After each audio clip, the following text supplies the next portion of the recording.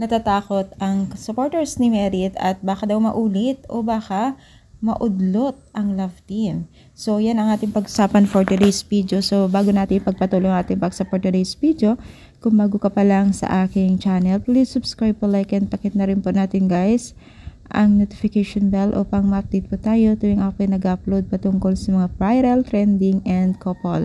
So, alam niyo ba guys na natatakot na ang mga supporters ni Merit na baka raw di umano maulit muli ang mababash po ang kanilang isunusuportahan na si Merit kung ito ay patuloy na ikukumpara ang mga past love team, no? So, alam niyo ba guys na ang supporters ni Merit ay tila na nga ba nagka-trauma o nagka-phobia dahil nga daw sa kanyang nadanas na pambabas, no?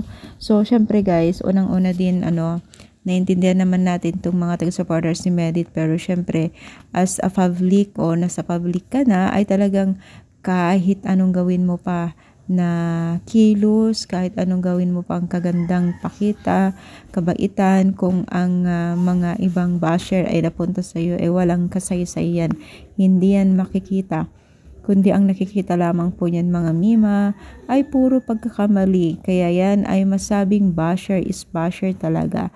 So, bagamat po nakikiusap naman po sila na sana daw di umano ay iwasan na rin po ang pambabash kay Merit.